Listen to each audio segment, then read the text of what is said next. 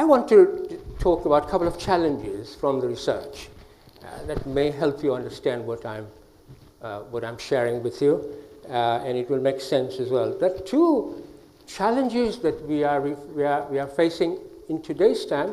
One of them is, of course, intellectual trends. The intellectual trend associated with Islamophobia, for example.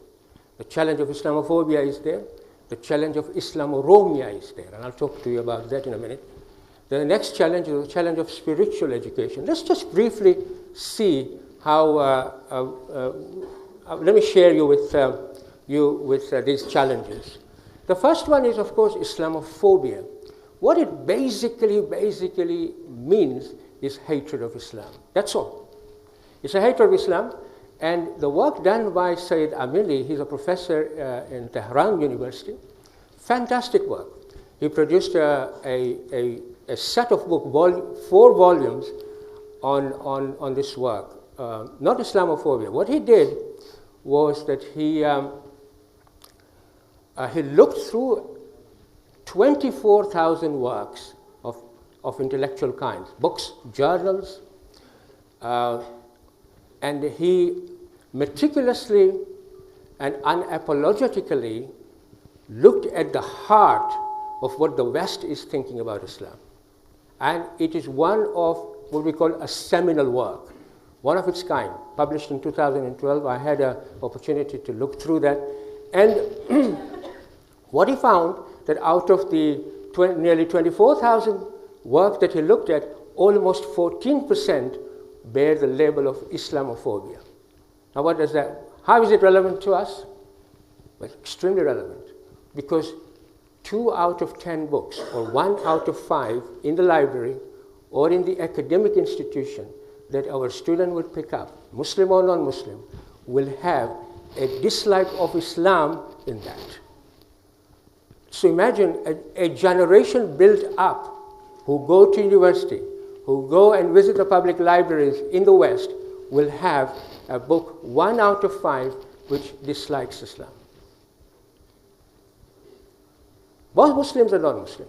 So that is one challenge that we have. The second challenge is one of Islamoromia. Now this is a term coined by Amili.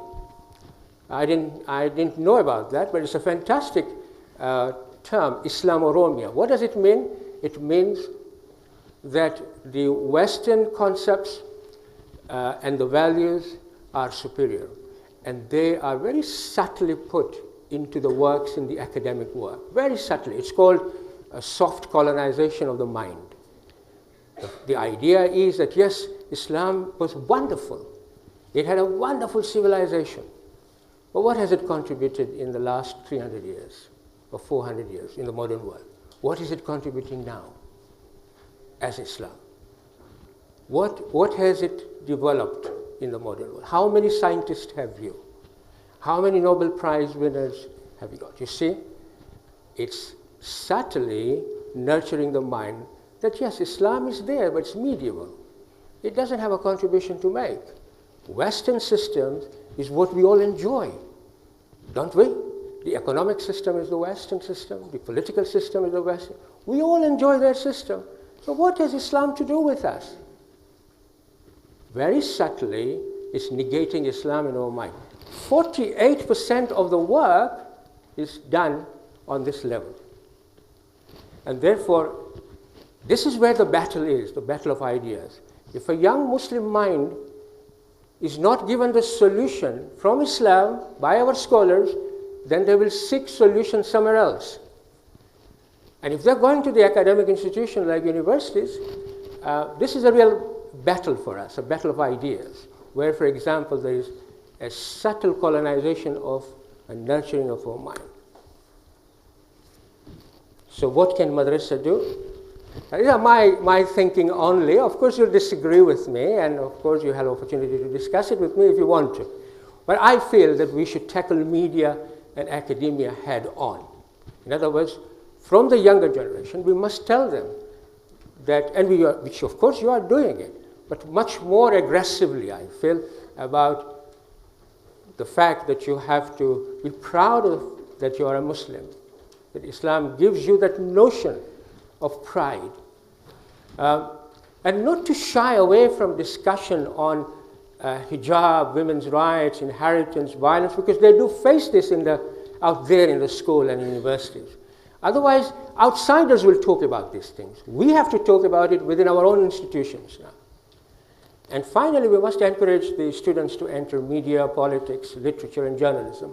These are the intellectual backgrounds. And if we sort of very, very nicely and gently push them towards these sort of careers, that would be very helpful, particularly for us as a community or a Muslim community living in the West. The next challenge that I want to talk about is the challenge of spiritual education. The education system that we have is two: memory-led and intelligence-led. See, memory-led depends upon how good your memory is. And basically, that's the system which is still dominant. We start with primary education, we go on to secondary education, we go on to university education. If your memory is good, you'll get your 2-1. Haven't we many a times done it ourselves? The 2 days before, we really study very hard. And if our memory is very good, we'll pass and we get 2-1. And 2-1 means a lot. But you know, the system out there realized that this is not enough memory-led. So they want an intelligence-led system now, where, for example, a student should have a problem-solving capacity, adjusting capacity, and decision-making capacity. Very important. A student who is always complaining with a problem, he's not intelligent. Problem comes, you solve it. તમે બધા ગુજરાતી જાણો છો? હા, જાણો છો, of course. આજે તમારા ખોળાઓમાં સાપ આવે અને તમે કહો આ સાપ કેમ મારા ખોળામાં જ આવ્યો છે, કેમ અહીંયા જ આવ્યો છે, શા માટે મારી જ પાસે આવ્યો છે? Are you solving a problem? You're not solving a problem. સાપ તમારા ખોળામાં આવે, the snake comes on your lap, what is your instinct? You pick it up, you throw it away. Problem come, problem solve. But if you start to complain about the problem, you are not solving a problem. So, problem-solving capacity, in other words. Second one is adjusting capacity. Circumstances change. You don't cry about it. If you cry about it, you are not intelligent. You have to adjust. Life is not full of, is it bed of roses? Yes. There are thorns there. Well, you adjust, your circumstances change. And so, if you cry, you are not intelligent. આજે 2 degree કેમ ગરમી છે, આજે 2 degree કેમ ઠંડી છે, 2 degree ઠંડી હોય તો સ્વેટર પહેરી લો, 2 ડિગ્રી વધારે હોય તો ફૂલાના કાઢી નાખો, બધું ના કાઢો, થોડુંક જ કાઢો. Adjust it. Adjust yourself. If it's raining, take an umbrella. If it's cold, put a coat. Adjust yourself. So if you have the adjusting capacity, that's what the commerce out there is looking for. And then, of course, decision-making capacity. We're poor at it. If you miss at it to make a decision in your youth, you'll always regret it when you're in the middle age. I wish I had done that. I wish I had done that. I wish I had done. We are poor at decision-making. We'll ask 10 people, કે આ હું કરું છું, is it right? તમને લાગે છે બરાબર છે? 10 બીજા જવાબો તમને મળશે. So you can't make a proper decision. You've got to make the right decision. Husband and wife હોય, આજે 25 વર્ષ થયા એ લોકો સાથે રહેતા હોય, બરાબર કે નહીં? દરરોજ સવારના વાઈફ આવે ને હસબન્ડને પૂછે આજે હું કયું શાક બનાવું? Imagine. Hey, Jagdamba means mother of the kitchen. You know they are Devto. Devto, you know what Devto is? Prince. આ પ્રિન્સને બટેટાનું શાક નથી ભાવતું તો ચણાનું શાક બનાવી લે. એમાં પૂછવાનું શું હોય? Every day you will find, આજે હું કયું શાક બનાવું? પેલો હસબન્ડ બિચારો હેરાન થાય કે મને મેન્યુ બનાવવાનું. Anyway, decision making is very important. That's not my point, by the way. Our intelligence-led is fine. What am I looking for beyond that now? Question to you. Come on now. What am I looking beyond this? which you are all providing. Come on. I'm looking at moral framework. I think we need a moral framework behind that. And that's what the Madrasah is doing. A spiritual moral framework. Because if you are going to solve your problems, and if you don't have the right morality, right spirituality, the action will still be wrong, the decision making will still be wrong, and the adjusting will still be wrong. Your conduct will be wrong. And therefore you still need to have a moral framework. And that's what I am really interested in. By the way, this is very fantastic. This is a survey done by UCLA on spirituality in higher education. 74% of the students are searching for meaning and purpose of life. 74% colleges should play a strong role to provide this. 81% lecturers consider themselves to be spiritual persons. So everyone, including the secular setup, understand that spirituality is essential to student lives. The question is, what sort of spiritual education? And there is a movement now, which is known as secular spiritual movement, which is now providing this. You know, there are many seminars you must have attended where there is, they give you courses on, I'm getting old, I've forgotten the name, leave it. What sort of spiritual education? Spiritual education devoid of God. That's what they're after. They'll accept emotion, they will accept that you have feelings, they will accept that there is some sort of psychology in the mind, but they will never accept God, somehow. So they are setting up a syllabus related to spirituality devoid of God. Now can we understand how Madrasah is so important? Because Madrasah has to provide relevant frameworks for our students. And that is what I want to propose to you, that really you as teachers, Madrasah teachers, have got a fantastic knowledge base. Some of them work for 30 years in Madrasah. Some of you have worked for 20 years. Some of you have, and you have accumulated so much knowledge. What are you going to do with that knowledge? We can't take it to the grave. You've got to share it. And the only way you can share it is when you look at your work, extract some principles, universal principles, and then develop some moral frameworks which you can share with teachers and share with humanity at large. Because at the end of the day, we have to introduce the work of Ahlul Bayt, who are our role models, and the role models, which we call it universal role models, out there to humanity. That there has been a good contribution from personalities like these. We can sell it, provided we can extract a universal principle and build a moral framework out of that. There was a Palestinian professor. He wanted to build an educational forum in the Middle East. And so he was searching for a principle.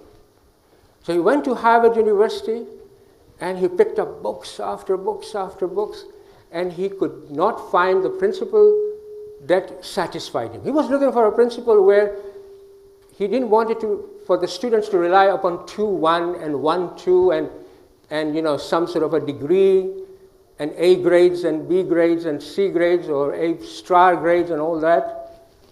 He wanted a student to emerge who is holistically a student worth a human being. That's the principle he was searching for. And he picked up one book. What was that book? Nahjul Balagha. And he picked up a principle, which is this one. Qimatu kulli amrin ma yuhsinu. Yuhsin, see, the value of each person lies in the good he does. Yuhsin is such a comprehensive word.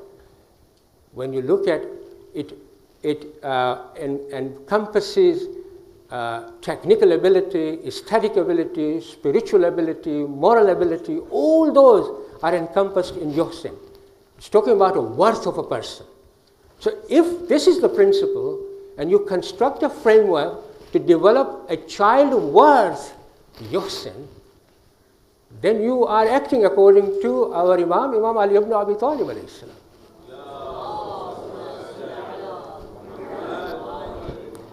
So that's the principle, a universal principle. The value of each person lies in the good he does. And then you pick up a hadith from our Imams. This is a hadith from 6th Imam, talking about the roots of conduct. You see, conduct towards Allah subhanahu wa ta'ala, towards the self, towards the people, towards the world. You see, you can develop them. You can develop that process. The conduct that is liked by Allah subhanahu wa ta'ala. The conduct that is beneficial to yourself. The conduct that helps you to have a good relationship with the people. And the conduct with the world out there. And all that to have an outcome in the child, ubudiyah. Good servant of Allah subhanahu wa ta'ala. I'm just giving you a glimpse. I'm developing some myself, these frameworks, but you have got so much knowledge over the period of 10 years, 20 years, 30 years. You don't want to take it to the grave. What good is it? Share it by creating frameworks, not only for us, but let us share it with humanity at large. We can do it. We've got a history. In Stanmore, we have a history of 30 years. I had the occasion to go into the resources and all that. You're doing a fantastic work. So much good work. But let's consolidate it in a way that promotes Ahlul Bayt alayhimus salam. Okay. So basically, if we create a madrasa-driven frameworks, we don't, listen, out there you will get a lot of templates. We attend a seminar and these guys put a lot of different color, what we call jalebis out there, and we think, oh, I can now use this template to put it here in our madrasa. Come on, we know all that. Let's be original. Let's create our own frameworks, madrasa-driven frameworks. I think that's important. I think so. Because our knowledge will then be shared. We will be the researchers ourselves, we will be the evaluators ourselves, and we will be the implementers. We don't have to rely. Of course, you learn everything from wherever sources you get, but let's be original about things. Let us not mimic anyone. We can create our own frameworks. And I want to inspire you that. I want to inspire you into doing these things. Why? Because in the light of your own expertise and your community experience, which have a history of 160 years, we can do it. Finally, I want to say that, in 3 areas you can really, really help, and I mean that. One is that as an institution, Madrasa has got a huge strength. Why? Because Madrasa is the foundational institution of our community. When 2 or 3 families out there in Africa united together in 1836, what did they do? They met in somebody's house. What did they do? They talked after reciting perhaps Surah Yasin. And they said, who amongst us is more educated in religion? Because they were worried about the children, they started their madrasa from there. It is the foundation. Then we formed a Jamaat. And even in the house, we would say, if you know a little bit more about religion, you become the center of Mimbar for us, a focus of Mimbar. You tell us. So Mimbar became an institution. Madrasa became an institution. And family networking is still very strong, but we're losing it in many ways from the data that I'm receiving. We have to really bind these 3 institutions together. So, one thing is that it's a foundational institution. Secondly, it's incredibly rich legacy that you have. Why? Because it's knowledge-based institution. And all this knowledge that you are creating, where is it going afterwards? After 50 years, where will it be? We can't just keep on churning notes and all that. Of course, it's very good, by the way, I'm not criticizing it. But we've got to produce frameworks which are universal now, so that other people and other human beings can also use it. And of course, each madrasa have their own unique experiences and unique abilities, which needs to be consolidated. And of course, women teachers are the hub, core hub. You go on a strike, madrasa goes down. You have got voices and you can change society. You can change community. You can be the voice of this project, all of you. I'm asking your help, basically, that look, make it such that the leaders are aware that, look, this particular institution has to become number one. Okay. Secondly is, look, work towards a possible dynamic and effective structure that I'm discussing with the leaders. This is the one. We want to form a board, but a board not out there. A board made up of representation of madrasa, representation of a family unit, and representation of member, together, forming a board. Out there in front of a president, secretary, treasurer, the executive, out there, in there permanently, so that issues relating to families, issues relating to education, issues relating to guidance is brought every time the community, the executive meet. It's a permanent sort of a board. Why I'm proposing this? Just imagine, if we have a drug problem, who's going to solve it within our community? If these three institutions work together, it can solve it. Member, madrasa, and the family, working together. In your own case, when you teach a child something very good, but he goes out to the family which doesn't have the same ethos, what happens to all that education? So you see, if three institutions are working together, we can produce a dynamic community. We can produce a community which are resolving its issues. And these three foundation institutions, if they get weak, the community gets weaker. If you make them strong, the community becomes strong. So, if you have that sense in you, let's now work towards setting up a board of this kind in the community. The third thing is a developing concept. It's open community university. We want to develop a community university based on the fact that we have a madrasa acting as a base. Something like this.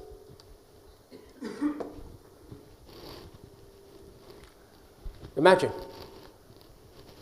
if we have an open community university, a child will be looked after from the moment he is in the womb of the mother to the dying breath of an old person, because he can access education. So we will create an open community university, making sure that the premarital guidance is given to a couple who are about to get married, recently married, pregnant moms, young moms, and then of course children. Already the madrasa is doing and catering for youth, Hausa courses of 3 months, skills training, career planning.